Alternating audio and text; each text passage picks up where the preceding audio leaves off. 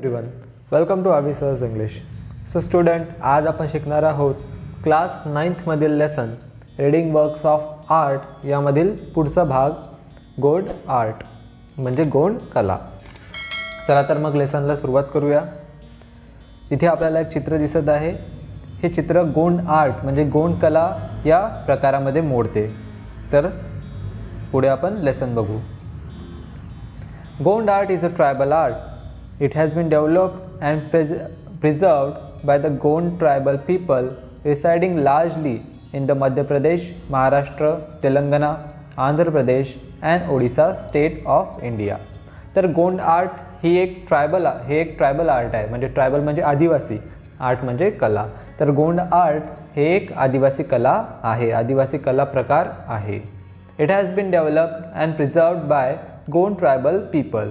आणि ही जी कला आहे ही विकसित केली किंवा प्रिझर्व केली म्हणजे संवर्धन केलं या कलेचं. तर कोणी केलेलं आहे? गोंड ट्रायबल पीपल म्हणजे जे गोंड आदिवासी लोक आहेत, गोंड जातीचे आदिवासी लोक, त्यांनी ही कला पिढ्यानपिढ्या विकसित केली आणि तिचं संवर्धनसुद्धा केलेलं आहे.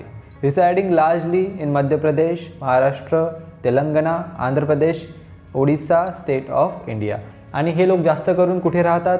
तर मध्य प्रदेशमध्ये आहेत, Maharashtra, Telangana, Andhra Pradesh, Odisha state of India. तर या स्टेट्समध्ये हे लोक जास्त करून राहतात. कोण लोक? Gond. From their traditional tales and mythology we learn that they have lived in India for thousands of years even before the other inhabitants came here. तर त्यांच्या ज्या ट्रॅडिशनल टेल्स आहेत म्हणजे त्यांच्या ज्या पारंपरिक कथा आहेत, अँड मायथॉलॉजी म्हणजे त्यांच्या पुराणकथा, यांच्यामधून आपल्या असं लक्षात येते we learn that they have lived in India for thousands of years. ते आपल्या भारतामध्ये म्हणजे भारत या देशामध्ये हजारो वर्षापासून राहत आहेत. त्यांच्या पारंपरिक कथा किंवा त्यांच्या ज्या पौराणिक कथा आहेत त्यावरून आपल्या असं लक्षात येते की गोंड पीपल म्हणजे गोंड लोक हे भारतामध्ये हजारो वर्षापासून राहत आहेत. Even before the other inhabitants came here. आणि बाकी इनहॅबिटंट्स म्हणजे इतर बाहेरचे लोक या देशात राहायला येण्याआधी म्हणजे या देशात स्थायिक होण्याआधी हजारो वर्षापासून जे ट्रायबल्स आहेत म्हणजे गोंड आदिवासी आहेत ते भारतामध्ये राहत आहेत हे आपल्या लक्षात येते. The Gondi language is similar to Telugu and Dravidian language. Gondi भाषासुद्धा तेलुगू भाषा आणि द्रविडियन जी भाषा आहे त्यांच्याशी जवळपास सिमिलर आहे म्हणजे थोडीफार मिळती जुळती अशी त्यांची भाषा आहे. Gond art has spread mainly in central India. Originally people used to draw pictures on earthen walls of their houses. तर गोंड आर्ट जे आहे म्हणजे गोंड कला has spread mainly in central India. जास्त करून मध्य भारतात तिचा प्रसार झालेला आहे. का बरं? कारण गोंड लोक यांची जी वस्ती आहे ती जास्त करून मध्य भारतामध्ये आहे. महाराष्ट्र, मध्य प्रदेश अशा मध्य भारतातील राज्यांमध्ये गोंड लोक जास्त करून राहतात. त्यामुळे या कलेचा प्रसारसुद्धा मध्य भारतातच जास्त झालेला आहे. Originally people use to draw pictures on the earthen walls of their houses. तर पूर्वापार लोक जे गोंड लोक आहेत ते त्यांच्या ज्या घराच्या भिंती आहेत म्हणजे घराच्या मातीच्या भिंती त्याच्यावर ते चित्र काढायचे, त्याच्यावर ते आपलं पारंपरिक चित्र नेहमी काढायचे. Most folk arts involve natural technique of preparing colours and use of several mediums. जास्त करून फोक आर्ट जे असतात जसं की पारंपरिक कला ज्या आहेत किंवा लोककला ज्या आहेत त्यामध्ये involve natural techniques of preparing colour. तर त्यामध्ये जे कलर्स असतात म्हणजे जे रंग त्या आर्टमध्ये चित्रकलेमध्ये वापरण्यात येतात ते कसे तयार केले जातात तर नॅचरल टेक्निक्सने म्हणजे अगदी नैसर्गिक रंग जे आहेत निसर्गात इझिली अवेलेबल होणारे जे कलर्स आहेत ज्या वस्तू आहेत त्यांच्यापासून ते कलर्स बनवले जातात. And use of several mediums आणि अगदी साधेसुधे मीडियम्सचा वापर करून ते चित्र काढल्या जाते. मीडियम्स म्हणजे मध्यम.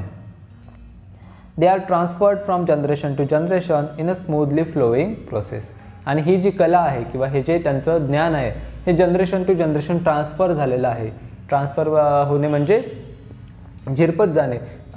जसं की पिढ्यानपिढ्या त्यांच्या जसं की वडिलांनी आपल्या मुलाला शिकवलं, मुलांनी त्याच्या मुलाला शिकवलं आणि अशा प्रकारे पिढ्यानपिढ्या हे ज्ञान जे त्यांच्या समाजामध्ये झिरपत खाली खाली आलेलं आहे. In a smoothly flowing process. आणि एकदम हळुवारपणे एकदम स्मूथली ही प्रोसेस झालेली आहे. तर असं नाही की त्यांच्या मुलांना त्याचं स्पेशल शिक्षण घ्यावं लागते किंवा त्याचे स्पेशल कोर्सेस किंवा शाळा आहेत, तर तसं नाही. त्यांच्या घरातच त्यांना ते शिक्षण त्यांच्या पिढ्यानपिढ्यांमधून दिलं गेलेलं आहे. Gond art is no exception of this. आणि गोंड आर्टसुद्धा त्यात एक्सेप्शन नाही. गोंड आर्टचं प्रशिक्षणसुद्धा त्यांना पिढ्यानपिढ्या त्यांच्या घरातूनच मिळालेलं आहे. अ house decorated with beautiful pictures create a pleasant atmosphere. असं घर, जे घर एकदम सुंदर सुंदर पिक्चर्सनी म्हणजे सुंदर सुंदर चित्रांनी डेकोरेट केलेलं आहे, अशा घरात एकदम प्रसन्न वातावरण निर्माण होते. म्हणजे आपणही बघतो आपल्या घरामध्ये आपण खूप सुंदर सुंदर पेंटिंग्स लावतो आणि छान छान असे स्टॅच्यूज वगैरे घरामध्ये ठेवतो, त्यामुळे घराला एक सौंदर्य प्राप्त होते. तसंच गोंड लोकसुद्धा आपल्या घराला सुंदर सुंदर चित्रांनी रंगवतात, त्यामुळे त्यांच्या घरामध्ये एक प्रसन्न वातावरण निर्माण होते. Also art is a medium of recording and preserving what is seen. आणि अजून असंही सांगता येईल की आर्ट जे आहे म्हणजे कला जी आहे ती एक मीडियम आहे, एक माध्यम आहे. कशासाठी? तर recording and preserving what is seen. त्यांनी काय बघितलं किंवा त्यांनी जे निसर्गातले किंवा आजूबाजूच्या गोष्टी बघितलेल्या आहेत तर त्या प्रिझर्व करायचं, रेकॉर्ड करायचं मीडियमसुद्धा आर्ट आहे. कारण जुन्या काळात असं होतं किंवा आदिवासी ट्राईब्समध्ये अजूनही लोक शिकलेले नाहीत, त्यांना लिहिता वाचता येत नाही. मग आपलं ज्ञान पुढच्या पिढीपर्यंत कसं पोचवायचं हा त्यांच्यासमोर प्रश्न होता. सो त्यांनी काय केलं, त्यांनी आपलं ज्ञान चित्रकलेच्या माध्यमातून रेखाटून ठेवलं. म्हणजे जसं की बऱ्याच आदिवासी चित्रांमध्ये आपल्याला शिकारीची चित्र वगैरे दिसतात. अश्मयुगीन जो माणूस होता त्यांनी शिकारीची चित्र भिंतींवर कोरून ठेवले होते आणि तेच चित्र पाहून त्यांचे मुलंही शिकतात की अशा प्रकारे शिकार करावी लागते वगैरे. तर अशा प्रकारे कलेच्या माध्यमातून त्यांनी जे आपलं ज्ञान होतं ते पुढच्या पिढीपर्यंत पोचवायचं काम केलं. तर तेच art is a medium of recording and preserving what is seen. त्यांनी काय बघितलं, त्यांना काय अनुभव आले ते त्यांनी रेकॉर्ड आणि प्रिझर्व करून ठेवलं. कशाच्या माध्यमातून? त्यांच्या आर्टच्या, त्यांच्या चित्रकलेच्या किंवा त्यांचे गाणे असतील, त्यांचं संगीत असेल त्या माध्यमातून. In folk arts, you yourself prepare the canvas, the surface on which to draw and color with which you draw. तर इन फोक आर्ट्समध्ये म्हणजे पारंपरिक कलेमध्ये आपण बघतो की you yourself prepare the canvas. ते लोक स्वतःच कॅनव्हास तयार करतात. कॅनव्हास म्हणजे अशी गोष्ट ज्यावर चित्र रेखाटलं जाते, असा कागद किंवा असा पडदा ज्याच्यावर आपण चित्र काढतो. तर तो कॅनव्हास त्यांना कुठून आणला, तर त्यांनी आपल्या आजूबाजूच्या गोष्टींमधूनच कॅनव्हास निर्माण केला. जसं की ते भिंतींवरच काढतात, तर भिंत ही त्यांचं कॅनव्हास झाली. The surface on which to draw and the colours with which you draw. तर कलर्स असो किंवा जो सरफेस ज्यावर ते चित्र काढणार आहे तो कॅनव्हास, हे सर्व त्यांनी आपल्या आजूबाजूच्या निसर्गातून, आजूबाजूच्या एन्व्हायरमेंटमधूनच निर्माण केलेलं असते. This is why creating folk art is a very enriching experience. त्यामुळे म्हणूनच हा एक समृद्ध करणारा असा एक्सपिरियन्स म्हणजे अनुभव असतो. This richness is reflected in the choice of their medium. In the day of past, several things in nature such as soil of different shades, the juice of plants, leaves, tree bark, flowers, fruits and even things like coal and cow dung were used to prepare colors. तर हे जी richness आहे, this richness is reflected in the choice of their medium. तर त्यांच्या मीडियममध्ये ही richness आपल्याला पाहायला मिळते. ही समृद्ध त्यांचं जे वैभव आहे, त्याची जी समृद्धी आहे, म्हणजे कलेच्या बाबतीत ते जे समृद्ध झालेले आहेत हे आपल्याला त्यांच्या चॉईस ऑफ मीडियममधून पाहायला मिळते. म्हणजे ज्या गोष्टी त्यांनी निवडलेल्या आहेत, त्यांचं चित्र काढायसाठी, त्यांची कला समृद्ध करायसाठी ज्या गोष्टी त्यांनी निवडल्या, त्यातून त्यांची जी श्रीमंती आहे ती आपल्या लक्षात येते. जसं की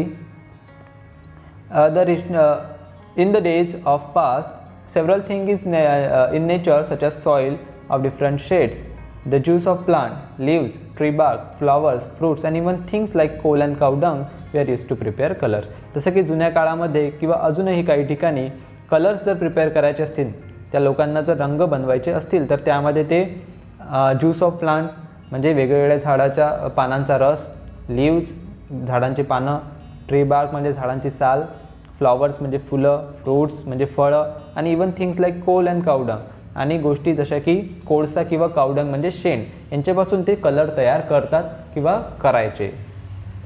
the different colours, various textures and patterns were used. Years after years. तर हेच वेगळे वेगळे कलर्स, टेक्स्चर्स आणि पॅटर्न्स जे आहेत, म्हणजे त्यांच्या ज्या कला आहेत, त्यांचे जे रंग आहेत, त्यांचे जे वेगळे वेगळे आकार आहेत, हे वर्षानुवर्ष त्यांनी वापरत आलेले आहेत. म्हणजे ते वर्षानुवर्ष ह्या कला वापरत आलेले आहेत. Leading a simplicity to the art. त्यामुळे त्यांच्या आर्टमध्ये, त्यांच्या कलेमध्ये एक सुंदरशी सिम्प्लिसिटी म्हणजे एक साधेपणा एक आहे. When we see these pictures, we realize that a picture drawn this way or the other can look equally beautiful. तर त्यांचे पिक्चर्स पाहून आपल्या लक्षात येते की कुठल्याही आकाराने, कुठल्याही प्रकारे त्यांनी चित्र काढलं तरी ते सुंदर दिसून येते. What a deep thought this art conveys and so easily. तर अशा प्रकारे हे जे आर्ट आहे, म्हणजे हे जे ही जी कला आहे, याच्यामधून एक डीप थॉट, एक खूपच असा सुंदर विचार, एक असा गहन विचार आपल्यापर्यंत ती कला पोहोचवते. आणि सो इझिली, आणि खूप इझिली म्हणजे सोपेपणाने आपल्यापर्यंत ते, सहजतेने आपल्यापर्यंत ते त्यांचे विचार पोहोचतात. In the Gond style of art we see that the outline may vary a little from the artist to artist, but a design that fill in it make the whole picture look lively and attractive. तर Gond style म्हणजे गोंड आर्टमध्ये आपल्या असं लक्षात येईल की the outline may vary a little from artist to artist. Artist to artist थोडीफार आउटलाईनमध्ये चेंजेस होतात, म्हणजे थोडीफार आउटलाईन ते वेगळी काढतात. कारण ही गोष्ट तशी स्वाभाविकच आहे की आर्टिस्ट बदलला की थोडंफार आर्टसुद्धा चेंज होते. But the design that fill it makes the whole picture looks lively and attractive. पण त्यामध्ये ते डिझाईन्स काढलेले असतात, जे डिझाईन्स त्यांनी त्यामध्ये रेखाटलेले असतात, त्यामुळे अगदी जिवंतपणा त्या चित्राला प्राप्त होतो. म्हणजे असं वाटते की ते जिवंत चित्र आहे, इतकं जिवंत चित्रामध्ये त्यांनी रेखाटलेलं असते. The design include simple textures achieving using dots, straight line, dotted line, curvy shape and circles. तर त्यांचे ज्या डिझाईन्स आहेत, ज्या गोंड आर्टमध्ये यूज होणाऱ्या डिझाईन्स आहेत, त्यामध्ये सिम्पल टेक्स्चर्स असतात, जसं की डॉट्स म्हणजे बिंदू, स्ट्रेट लाईन सरळ रेषा, डॉटेड लाईन्स ठिपक्या ठिपक्याच्या रेषा, कर्वी शेप्स म्हणजे ज्यांच्यामध्ये कर्व्ज असतो, आडव्या रेषा, अँड सर्कल्स म्हणजे वर्तुळ. तर अशा प्रकारे साधे साधे सिम्पल टेक्स्चर्स, सिम्पल आकार वापरून एक सुंदर कलाकृती ती निर्माण करतात. Special attention is given to the choice of various colours so that the total effect is amazing and beautiful. आणि स्पेशल अटेन्शन जे असते, म्हणजे स्पेशल जे लक्ष असते, तर ते त्या गोंड आर्टमध्ये तर ते जास्त करून त्यांनी कलर्सवर, म्हणजे जे रंग ते वापरतात त्यामध्ये दिलेलं असते, कारण रंगामुळेच त्यांचं चित्र जास्त उठून दिसते. In today's age of commercialization, many men have taken up Gond art, but the roots of folk art probably lie in women's daily chores like cleaning and decorating the house, dealing with natural colors in the course of cooking and in their leisure time activities. तर in today's age of commercialization, जसं की आज जागतिकीकरण सगळीकडे झालेलं आहे, त्यामुळे mainly men have taken up Gond art. आता जास्त करून गोंड मेन्स जे असतात, म्हणजे तिथले जे पुरुष आहेत ते त्यामध्ये काम करतात. म्हणजे जे आर्ट्स आहे, जसं चित्र काढणे वगैरे, ते काम आता जास्त करून माणसं करतात, कारण त्यांचे जे पेंटिंग्स असतात त्याला चांगली मागणी असते, ती चांगल्या प्राईजमध्ये विकल्यासुद्धा जाते. त्यामुळे जास्त करून तिथली माणसं आता पूर्ण वेळ ते चित्र काढायचं काम करतात. But the roots of folk art probably lie in women's daily chores. पण त्या फोक आर्टचे, म्हणजे त्या पारंपरिक कलेचे जे रूट्स आहेत ते कुठं आहेत, म्हणजे ती कुठून उगम पावलेली कला आहे, तर वुमन्स डेली चोअर्स, बायकांच्या रेग्युलर घरगुती कामातून. म्हणजे जी कला निर्माण झाली ती कुठून निर्माण झाली, तर बायकांचे जे घरगुती कामं असतात त्यामधूनच ती कला निर्माण झालेली आहे. Like cleaning and decorating the house, म्हणजे घर स्वच्छ करणे, घराला सजवणे. Dealing with natural colours in course of cooking, cooking करताना जे नॅचरल कलर्स त्या वापरतात, जसं की हळद आहे, तिखट आहे. And in their leisure time activities, आणि त्यांच्या फावल्या वेळेत करत असलेल्या त्या ॲक्टिव्हिटीज, कामं, यामध्येच त्या फोक आर्टचे, म्हणजे गोंडचे जे रूट्स आहेत, गोंड आर्टचे रूट्स आहेत ते सामावलेले आहेत, आणि तिथूनच त्या गोंड आर्टचा उगम झालेला आहे. तर अशा प्रकारे हे होतं गोंड आर्ट. एक ट्रायबल आर्ट आहे, एक आदिवासी कला आहे, अत्यंत समृद्ध अशी कला आणि जनरेशन टू जनरेशन पास झालेली म्हणजे पिढ्यानपिढ्या झिरपत आलेली ही कला अजूनही जिवंत आहे. तर हा जो लेख होता हा लिहिलेला होता आभा भागवत यांनी. तर अशा प्रकारे रीडिंग वर्क्स ऑफ आर्ट यामधील second part the Gond arts हे इथे संपते. आय होप तुम्हाला लेसन समजलं असेल. समजलं असल्यास व्हिडिओला लाईक करा, शेअर करा. अजून काही डाऊट वगैरे असतील तर कमेंट सेक्शनमध्ये कळवा. I will see you in another video. Till then take care. Good bye.